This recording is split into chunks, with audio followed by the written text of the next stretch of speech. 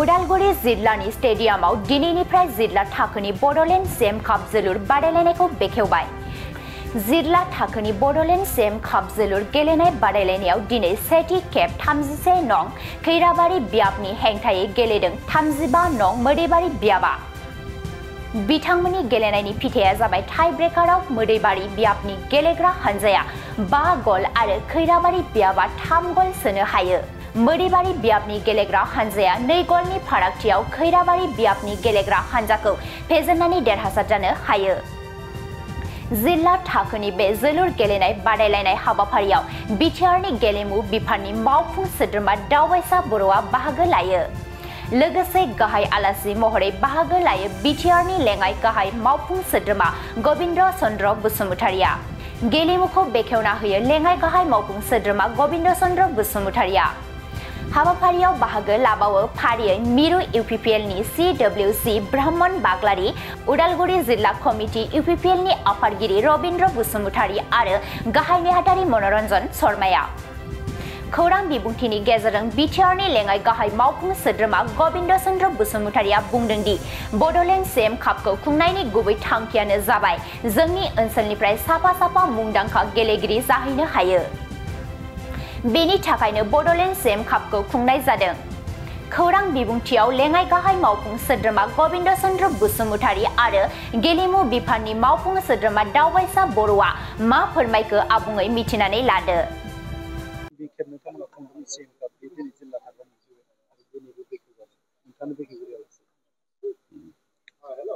जों गोजोननाय मोनदों जे जा बिटिसिनि मानागिदिर चिफ मुस्रि प्रमद बर'नि नाजानाय आरो हास्थायनायाव जों Bodoland CM football trophy start खालामदोंमोन माबानिफ्राय बिसिडिसि लेभेलनिफ्राय। बिसिडिसि लेभेलनि कम्पिटिसना जोबनानै दा मोनसे माबायाव जायफोर फाइनाल गेलेना फैबाय, फाइनाल देरहाना फैबाय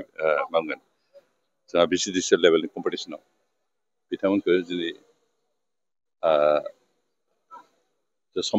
समस्तिनि चेम्पियन टिम हिसाबै जों सेलेक्ट खालामनानै दिनै डिस्ट्रिक्ट लेभेलनि कम्पिटिसन आरम्भ खालामनाय जाबाय। दिनै जों बे खेलाखौ आयोजन खालामनायनि गुदियावनो जाबाय जोंहा गामि ओनसोलाव थाखोमाना थानाय फुटबलनि जिखिनि प्रतिभा, जिखिनि माबा रोंगौथि, बेखिनिखौ जों मारैहाय नागिरनानै दिहुननानै बेखौ जौगाखांहोनो हागोन, बे नोजोरजों लोगोसे जोंनि बायदिसिना फेग्रा मुवा बायदिसिना इनभल्भ जाना थानाय सेंग्रा सिख्लाफोरखौ बिनिफ्राय बोरैहाय बोखांना लाबोनानै जोङो राइट ट्रेकआव लाबोनानै बिथांमोनखौ थांना थानायनि राहा दिहुननो हागोन गेलेनायनि गेजेरजों, बे थांखिखौ मावफुंनायजों लोगोसे जोंनि ओनसोलाव फुटबल खेलाखौ पपुलारिटि लाबोनायनि नोजोरजों जों बे खेलाखौ स्टार्ट खालामदोंमोन। आरो जिहेतु बर' एरियाफ्राव गोदो गोदायनिफ्राय फुटबला मोनसे जनप्रिय मोनसे खेला आरो मोनसे बाथ्रा बुंनाय जायो जे बर'फ्रा जोनोमनिफ्राय फुटबल रोंबोखायो होननानै। बे गासै बाथ्राफोरखौ जों माबा खालामनो थाखाय प्रेक्टिकेलाव जों महर मोनहोनो थाखाय बे हाबाफारिखौ लानाय जादों। आरो दिनै बे जिल्ला पर्यायनि समस्ति वाइज इन्टार कनस्टिटुवेन्सि बे खेलनि जिथु प्रथम खेला दिनै जागायजेननाय जाबाय। दा आसा खालामदों बेखौ फोजोबखांनायनि उनाव जों इन्टार माबा जाहैगोन मा होनगोन बेखौ हल बिटिसि लेभेलाव मोनसे डिस्ट्रिक्ट काउन्सिल लेभेल डिस्ट्रिक्ट लेभेलाव बिदि गेलेहैनो हानाय जागोन। आरो बेनि गेजेरजों जोंनि ओनसोलाव फुटबल प्लेयार बेखौ जों नेसनेल लेभेलाव गेलेनो हानाय बा इन्टारनेसनेल लेभेलाव गेलेहैनो हानाय बेबायदि प्लेयार नागिरनानै दिहुननायनि गेजेरजों मोजां फुटबलनि मोनसे मोजां एटमसफियार क्रियेट खालामनायजों लोगोसे जोंनि मोजां प्लेयार दिहुननानै जोंनि उन जोलैखौ फुटबल स्टार हिसाबै जों दाखांनाय मोनसे हाबाफारिखौ जों लादों। आरो बेनिसो जों मोगथाङाव महर मोननो हागोन। बे खेला दिनै जि स्टार्ट जाबाय बे बोसोर खुंबाय थानाय जागोन आरो बे सरकारनि इनिसियेटिभआ जानाय, बेनिखायनो बे खेला कन्टिनिउ जाबाय थागोन। आरो बेनि गेजेरजों गेलेगिरिफोरनि मुलाम्फा जों बे गेलेनायनि गेजेरजों जिहेतु आथिखालाव नेसनेल लेभेल बा इन्टारनेसनेल लेभेलनि गेलेगिरिफोरखौ सरकार साकरि होयो। जों खिन्थु बेखौ लुगैयाखै जे जोंनिया जास्ट साकरिनि थाखाय गेलेथों बेखौ लुगैयाखै, खिन्थु बे गेलेनायखौ गावनि लाइफनि प्रफेसन हिसाबै जाहाथे लाथों बेखौ लुगैयो जिहेतु जों मिथिगौ जे साउथ आमेरिकानि जिफोर आर्जेन्टिना बा ब्राजिलनि जिखिनि प्लेयार बे देशा आसलथे खोब बारा धनि देश नङा जे इन्डिया बायदिनो दुखिया देश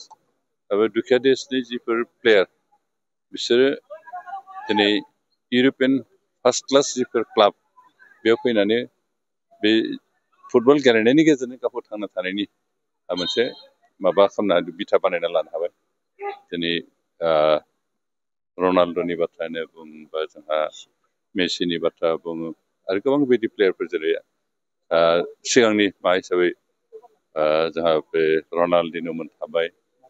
रिभाल्ड' थाबाय माराड'ना थाबाय बिथांमोना इउर'पियान क्लाबाव गेलेफैयोमोन आरो मोनसे क्लाबाव मोनसे सिजनाव बिसोर 15 crore 20 crore 50 crore गाहाम माबाय बेबायदि माबायाव एग्रिमेन्टआव बिसोर गेलेयोमोन दा जोंनि सेंग्राफोरखौ बेबायदि लेभेलाव थांजानायखौ जों लुगैयो आरो बेनिखायनो नैबे सुबिदाखौ जों होदों बेखौनो स्कपखौ होदों जाहाथे बे स्कपखौ लानानै बिथांमोना गावखौनो मोजाङै दाखांनानै इन्टारनेसनेल लेभेलनि फुटबल प्लेयार जेरै पेलेमोन बायदि रनाल्ड'मोन बायदि रनाल्डिन'मोन बायदि बेबायदि प्लेयार जाहाथे जोंनिफ्राय ओंखारो जों बेखौ लुगैयो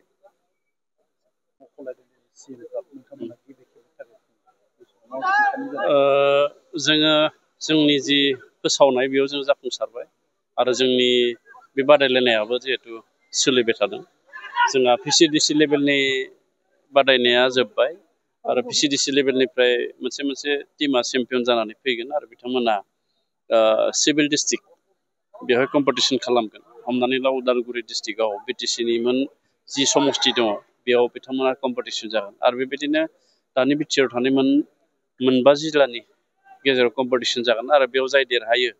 बिथांमोनखौ काउन्सिल लेभेल कम्पिटिसनाव जों लांनाय जागोन जायखौ जों सेन्ट्रेल लिग होनना बुंनो हायो दा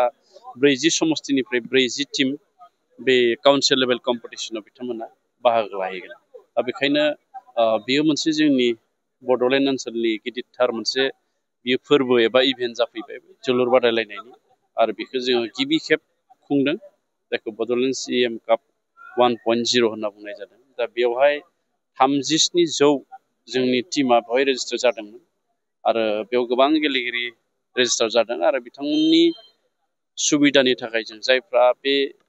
टुर्नामेन्टआव एन्ट्रि खालामदों रेजिस्ट्रेसन खालामदों गावखौ सासे गेलेगिरि हिसाबै बबेबा PCDCआव बबेबा क्लाबनि दा बिथांमोननो साफ्रोमनोबो पार्टिसिपेटारि सार्टिफिकेट जोंनिफ्राय होनाय जागोन आरो गासैनोबो बे सार्टिफिकेट थागोन चेम्पियननिफ्राय लानानै गासैहाबो आरो जोङो PCDC लेभेलनिफ्राय जोंनि गेलेगिरि बिथांमोननो चेम्पियन जानाय आरो रानार्स आप जानाय बिथांमोननोबो जोङो दा रां बान्था जोङो लाखिनाय जादों गतिके जोङो नैबे टुर्नामेन्टनि गेजेरजों जोङो मिजिंथिदों जे जोंनि बड'लेण्ड ओनसोलाव जोलुर बादायलायनायनि जि फोसावनाय जि एवारनेस बियो मोजाङैनो जाफैबाय आरो जायखौ भारतनि गाहाय मन्थ्रि बिथाङाबो गावनि मन कि बातआव बेखिनि बाथ्राखौ बुंनायाव जोंनि बे बड'लेण्ड ओनसोलनि बे जोलुर बादायलायनायनि जि थासारि बियो भारत नाङै गायसनजाबाय होननानै जों सानो आइजोफोरनि थाखायबो दङ जोंहा नैबेथ' बड'लेण्ड CM काप 1.0 बेवहाय जों हौवाफोरनि थाखाय देग्लायनिफ्राय आरम्भ खालामदों नाथाय जोङो बोसोरथाम सिगांनिफ्राय बड'लेण्ड स्पर्ट्स मिट जोङो खुंदों बड'लेण्ड स्पर्ट्स मिट 1 बड'लेण्ड स्पर्ट्स मिट 2 आरो देग्लाय बड'लेण्ड स्पर्ट्स मिट 3 जानानै थांबाय आरो एबाराव 25-26 जों बड'लेण्ड स्पर्ट्स मिट 4 बेखौ जों खुंगोन आरो बेवहाय हौवाफोरबो दङ हिन्जावफोरबो दङ आरो बेयाव गासै इभेन्टखौनो जोङो लाफानानै बेखौबो जोङो बड'लेण्डनि मोनसे गेदेरथार जोङो स्पर्ट्सनि गेलेनायनि मोनसे फोरबो हिसाबै जों खुंबाय थादों दा बेखायनो नैबे बड'लेण्ड CM कापआव स्पेसियेलि हौवाफोरनि नाथाय बड'लेण्ड स्पर्ट्स मिटआव जोङो आइजोफोरखौबो हौवाफोरजों समान जोङो बादायलायनाय खाबु होनाय जादों जोंहा प्रिपारेसना अलरेडि जोब्बाय मानो होनना बुङोब्ला दुरान्ड कापआ जोंहा क'क्राझारनि साइ स्टेडियामाव जागोन आरो बे साइ स्टेडियामनि आर्ट गेलारि आयरन गेलारि जों बेखौ बानायदोंमोन बोसोरनि सिगाङाव आरो दिनै बे आयरन गेलारियाव जों आरो उखुम होबावबाय बेयाव सान्दुं अखानि जेंनानिफ्राय जोंनि नायगिरि बिथांमोना बारग'सिगोन दा बाहाय जोंहा ट्रफि टुरा फैबाय थानाय जुलाइ दाननि 13 खालारनिफ्राय जोंहा जागायगोन आरो ट्रफि टुरा 15 जुलाइसिम जानानै आरो दुरान्ड कापनि जि मेन गेलेनाय बेबो जासिगोन दा ओंखायनो दुरान्ड कापनि थाखाय जोंनि गभर्नमेन्टनिफ्राय बिटिआर सरकारनिफ्राय जेरैबायदि थियारि जानांगौ बेयो जोब्बाय आरो जोंहा जिहेथु दुरुन कापआव जोंनि जोलुर बादायलायनाय टीम मोनसे गेलेनो खाबु मोनो बड'लेण्ड एफसि दा बेखायनो बे बड'लेण्ड एफसिनि